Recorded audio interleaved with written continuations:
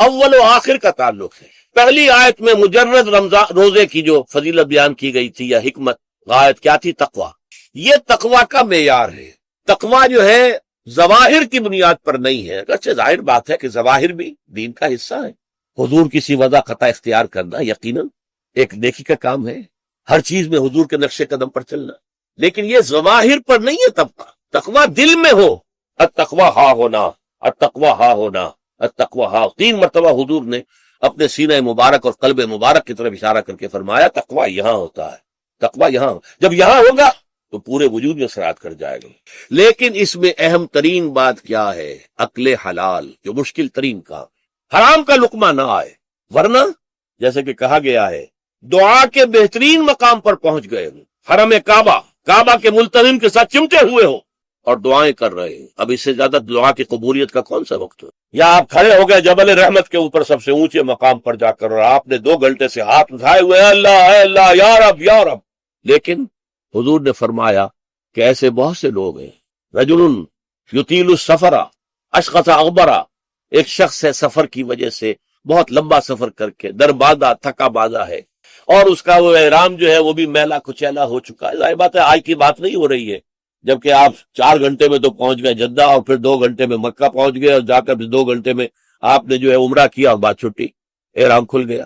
تو اس میں کہاں وہ احرام میلا ہوگا، اور کہاں آپ کا بیل کچیل ہوگا، اور کہاں آپ کے جسموں سے جو ہے پسینوں کی بو آئے گی؟ نہیں۔ لیکن جو یہ سب کرتے تھے اور پھر کعبے سے ملتزم سے چمٹ کر دعا کرتے تھے، یا رب یا رب، یمد یدہ الی السماء، وہ ہاتھ اٹھاتا ہے آسمان کی طرف، یا رب یا رب، وَأَنَّىٰ يُسْتَجَابُ لِذَٰلِكَ، اور اس شخص کی دعا کیسے قبول ہو؟ وَمَطْعَمُهُ حَرَامٌ، اس کے پیٹ میں جو غذا پڑی ہوئی ہے وہ حرام سے، مَلْبَسُهُ حَرَامٌ، اس کا لباس جو اس نے پہنا ہوا ہے چاہے وہ احرام ہی ہے، وہ حرام کے پیسے سے کمایا گیا تھا، وَغُذِيَ بِالْحَرَامِ، اور اس کا پورا جسم جو ہے جس غذا سے یہ تن و توش تیار ہوا ہے وہ حرام کی، ایسے آدمی کی دعا وہاں پہنچ کر بھی قبول نہیں ہوتی۔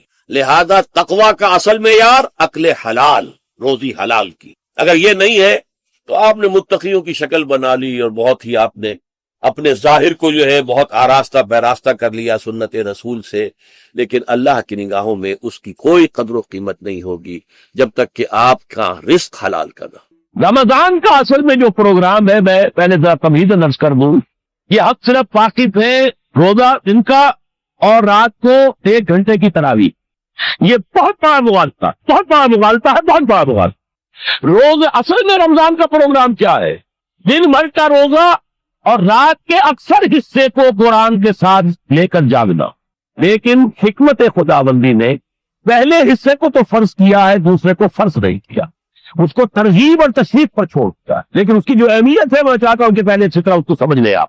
دیکھیے پہلی حدیث اس میں ہے سلمان الفارسی رضی اللہ تعالی عنہ قال خطبنا رسول اللہ صلی اللہ علیہ وسلم فی آخر یوم من شعبان، حضرت سلمان فارسی سے مروی ہے، انہوں نے فرمایا کہ خطبہ ارشاد فرمایا ہمیں اللہ کے رسول نے صلی اللہ علیہ وسلم شعبان کے آخری دن۔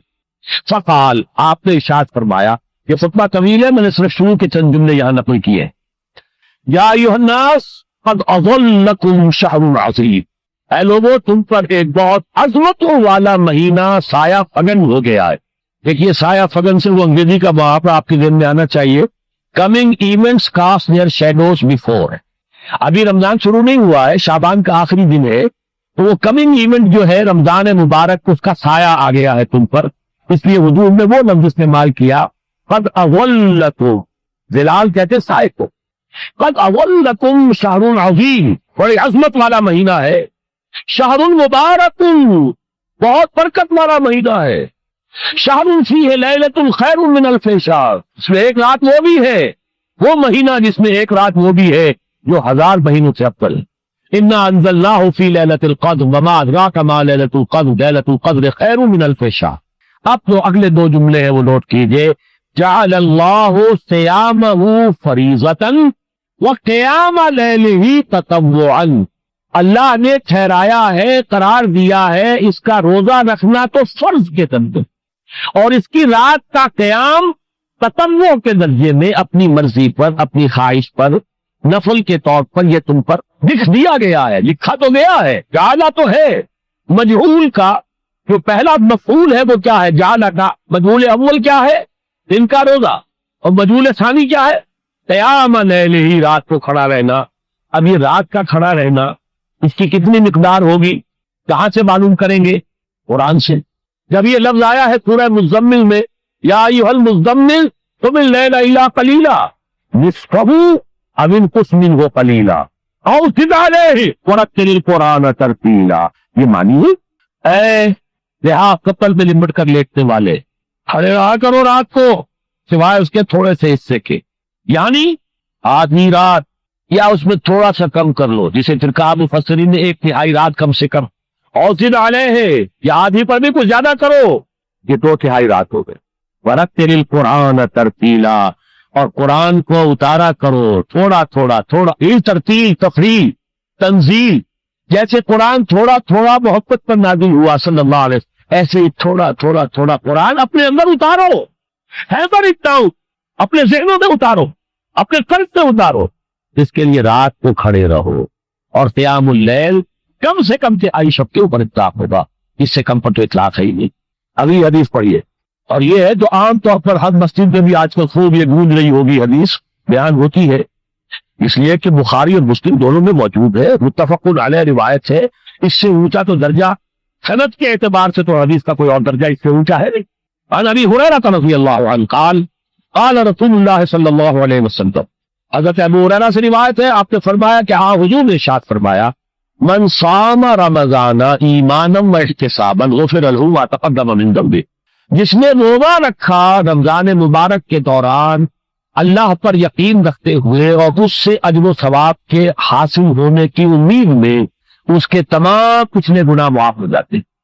ومن قام رمضان ایمانا و احتسابا غفر له ما تقدم من ذنبه، اور جو کھڑا رہا رمضان کے دوران، کھڑا رہا ہے، جیسے سامہ، میں نے شروع میں آپ سے عرض کر دیا تھا، یہ مصدر سامہ یقوم صوما قام یقوم قیاما۔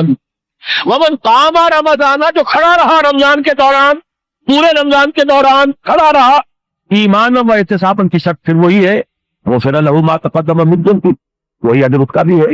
ومن قام لیلۃ القدر ایمانا و احتسابا غفر له ما تقدم من ذنبه، اور جو خاص طور پر لیلۃ القدر میں کھڑا رہا ایمان اور احتساب کے ساتھ، اس کے بھی پچھلے گناہ معاف ہو گئے۔